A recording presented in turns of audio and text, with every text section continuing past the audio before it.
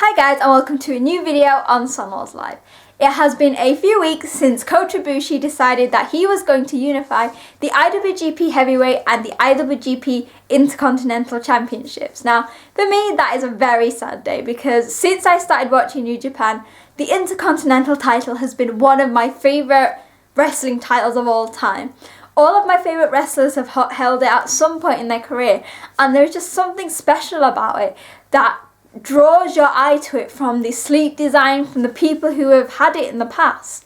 So I thought this week I would have a look at my top 5 Intercontinental champions. Now, it might be different from yours, but these are the people that when I think of the title, even in years to come, these are going to be the 5 men that are going to pop into my mind. So let's get going. So at number 5, and this guy would be high if it wasn't for the decision he made to end the history of the Intercontinental title, and that is Kota Ibushi. Now, this was the first heavyweight title that Ibushi ever held, and I think it was the perfect title for him. He always said that this was the championship he wanted because it was the one held by the people he was inspired by, so Shinsuke Nakamura and Hiroshi Tanahashi. And his reigns, they might have been short. I know it was during this time that he had his feud with Naito and the title was kind of hot potatoing, but his matches were so special. There was this extra sense of danger and adrenaline to his title matches, and I don't know about you, but I did spend a lot of them hiding behind cushions because I didn't know what those two were going to do to each other. And there was something more special about that. I almost feel like the title was perfect for him anyway. If you think about it, the IC belt has this sleek design which is so pure with the white strap. And I think that really does work for the Golden Star if you think about it. As well as being chiselled to the gods, he has that ring gear which is white, gold and blue. And it almost felt like that belt fit and sat perfectly around his waist. And what I like about it is that when he held it, for the first time it was someone going, you know what? The belt that I want is the Intercontinental belt. And he also had some great matches with so many other people with this in mind. And I feel like it was at that point that I thought, yes, okay, he might want to end the lineage of both belts to create one new world title. But at some point, this Intercontinental title will still be linked to Ibushi, especially as he is going to be the last person to have ever held it. And as much as it pains me, I think if it's going to be anyone, let it be Ibushi. Let it be someone who held the title in such high stakes and was inspired by some of the other men who have held the title and who are on this list. And yeah, so that's the only reason that Ibushi is so low, like I said, is because he is the one who's unifying it, but I couldn't miss him out because for me, the purity of the Intercontinental title works for the purity of the Golden Star. So now we are on to number 4. Before you say anything, you'll be like, oh, I bet I know what it is. I know what Sonal's going to put on this list because it's Sonal. Yes, but this is coming from an unbiased kind of perspective. So number 4 is Jay White. He has only held the title once, but for me it did more for his career than his IWGP heavyweight reign, which was only around a month, which is kind of depressing. So basically it was back in 2019 in September when Jay challenged Tetsu Unitedo for the IC title after beating him in that year's G1.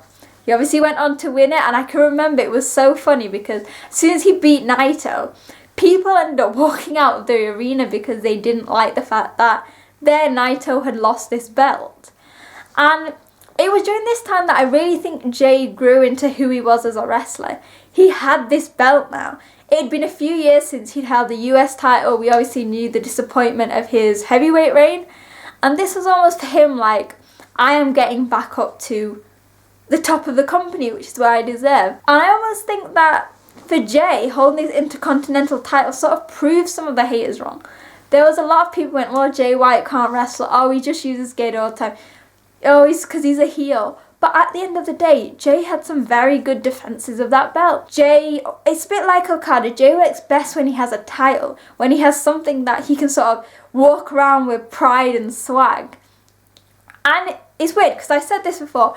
Ibushi seemed to perfectly fit with the design of the Intercontinental belt For Jay, it was completely different. We see Jay night after night coming out in his black gear, and he was almost like, for me, the contrast of light and dark. You had this lightness, purity, and goodness of the Intercontinental belt, and then you have this sort of darkness and cynicism that Jay White represents as a character and as the leader of the Bullet Club. So yeah, I really wanted Jay to hold the title again, and remember, he even said, hey, Tanahashi, if you lose to me in the New Japan Cup, I will separate those belts.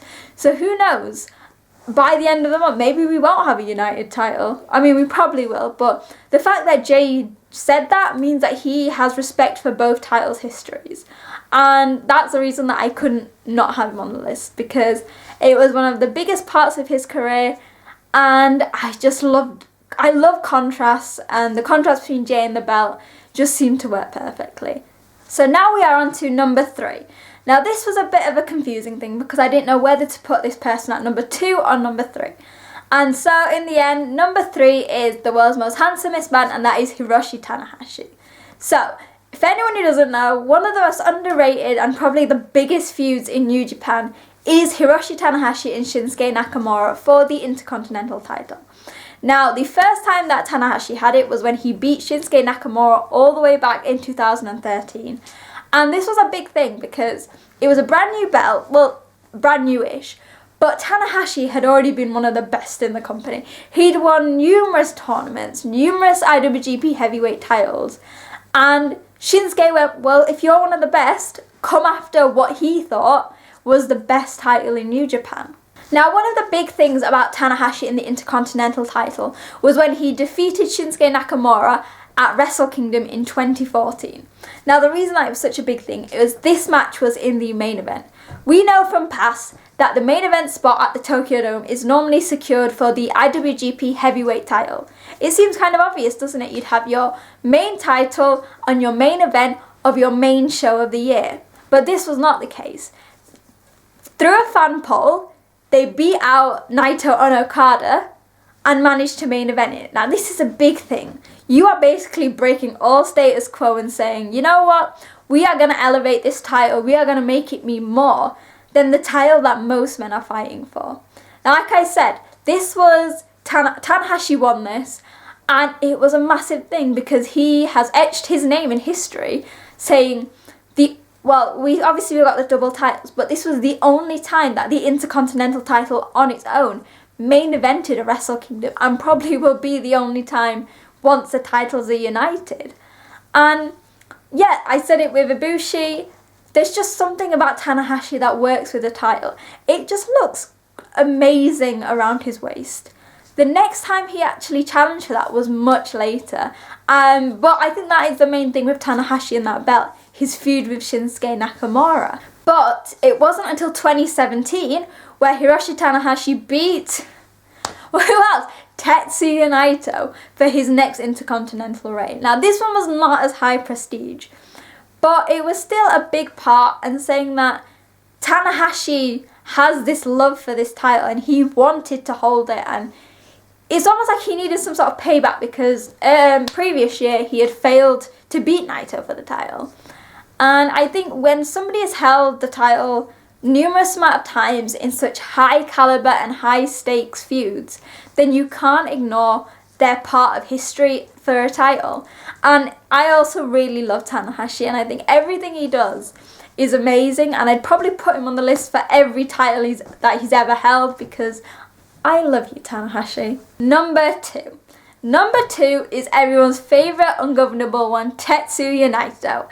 Now, he has held the title more than anyone in the entire company, and what is very weird for me is this love-hate relationship he has with the title. If you remember, during one of his reigns, it was already quite a battered title, but he literally flung it everywhere. He dragged it on the ground, and he was actually the reason that they got a new belt, because I can't remember when it was, but he flung that title into the crowd and it broke.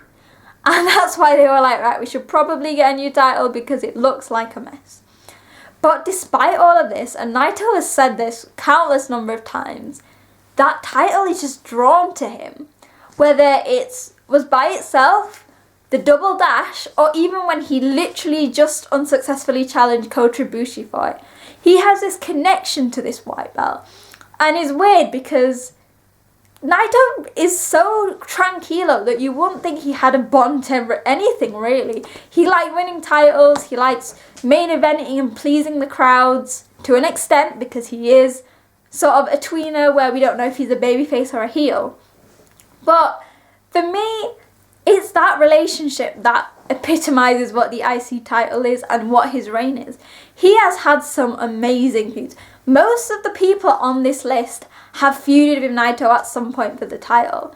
And it just makes it special each time, because you see, as each reign goes on, there is a new Naito coming out. And you see this new, I wouldn't call it a love, but some sort of adoration or respect for the Intercontinental title. Because whereas Ibushi was like, I want to hold this title because my heroes have held it, Naito's like, well, I just want to hold it because, like, it's a title, and it has now inadvertently become linked with him in so many ways.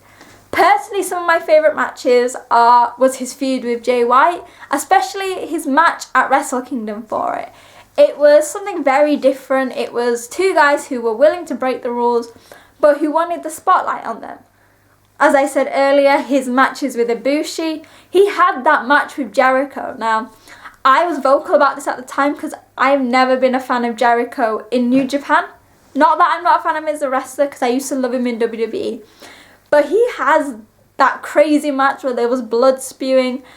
And it feels like whenever Naito is in an Intercontinental match, there is this new craziness in him. Like, he is willing to do anything, put his body on the line, put his opponent's bodies on the line, just to get the win. And I think deep down, Naito probably has a bit more of a love or a bit more of a connection to the IC title than the heavyweight title ever will have. And I know that's weird, because normally most people want that top title, but your heart wants what your heart wants. And I think there's something about Naito. He said that if he had the title after beating Ibushi, he'd just get rid of it. I don't think that's the case. I think Naito loves that title, hates that title so much that to get rid of it would be like getting rid of a part of himself. And I think that if it was any other list and the person at number one hadn't ever been in the company, Naito would be number one. But we're going to have to leave the ungovernable and the tranquilo one at number 2. Okay, so there was only one man who could beat out the likes of Jay White, Kota Ibushi, Hiroshi Tanahashi, and Tetsu Unitedo, and that is Shinsuke Nakamura. If you ask any New Japan fan, who is the most famous, who is the most prestigious, who is the person that you link most with the Intercontinental title, and they all say it is the King of Strong Style. So Shinsuke Nakamura first held the title way back in 2012 when the title was just a baby after defeating Hiroki Goto. Apart from having amazing matches with him, he went on to hold the title 5 times with huge matches against Hiroshi Tanahashi and the likes of Carl Anderson and Shelton Benjamin, which are huge names in the grand scale of things. But personally for me, it wasn't these amazing matches, the fact that he main evented the Tokyo Dome with the IC title, or the love from the fans. It was his love for the Intercontinental belt. For him, nothing else mattered. The IWGP Heavyweight Champion was great, but he always showed this love for this title. For him, it was his title, and that's why, even to this day, people have said that the IC title is the Japanese strong style title because they link it with Nakamura. He is someone that sort of embodied an amazing passion for wrestling. And I'm not even going to just go and list how amazing Nakamura is as a wrestler, but it was this talent and this love for the sport that emanated into the Intercontinental title and probably gave it the prestige that we love and know from it now. I mean, would it be one of the top titles in New Japan if it wasn't for Shinsuke Nakamura? So many years into the future, when people say IWGP Intercontinental title, they are going to say Shinsuke Nakamura. He put his heart and soul into the belt, and in return that belt has become part of him, and he will forever be etched in the history of it. his matches against some of the guys was on the caliber of IWGP heavyweight matches. They had this sense of importance. Now, I feel really emotional talking about this because it feels like doing this officially marks the end of the Intercontinental title's history. But for me and a lot of fans, it will never be gone. It will just be changed in a sort of way. So let me know in the comments, who are your top Intercontinental title holders? Who will always be linked to that title? And who is the first name that comes into your head when you think of it? Like always, make sure to talk to me. Follow me on social media at wrestling_chat. And remember to like, share and subscribe to my channel. And I will see you guys next week. Bye!